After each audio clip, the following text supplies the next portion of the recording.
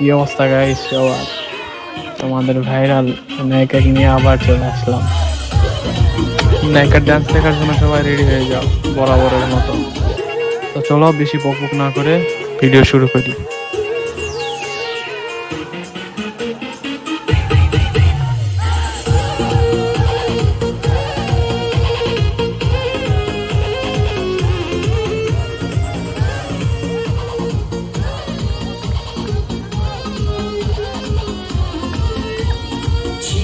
जवानी के उड़े दहो मनावा से मनावा के जुड़े दहो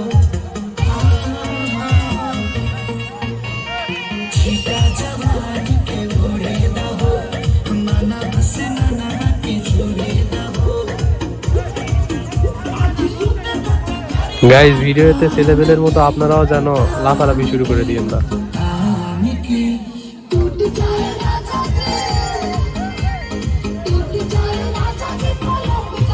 আর হ্যাঁ গাইস, তোমরা ভিডিও দেখো কিন্তু সাবস্ক্রাইব করতেছো না, কি করতেছো তোমরা? সাবস্ক্রাইব করে দাও আর অবশ্যই শেয়ার করে দিও।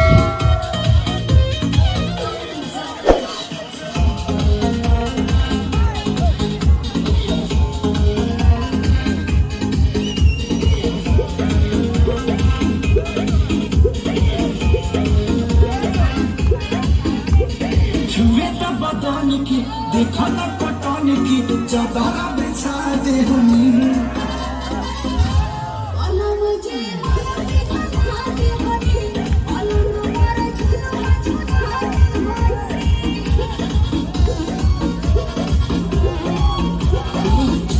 बदन की देखा न पटन की चादर बिछा दे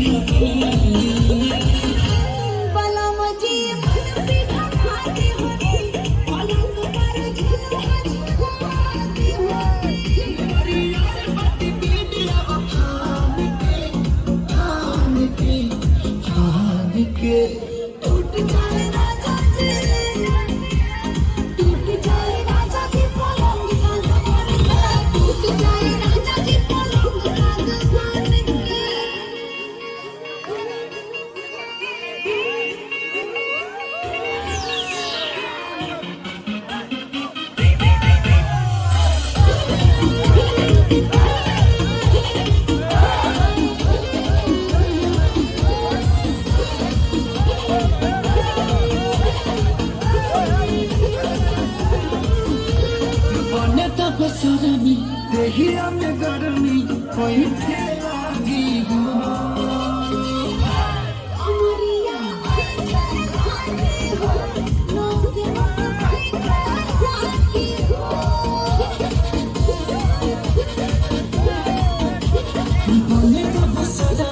देहिया में गर्मी कोई लागी हो।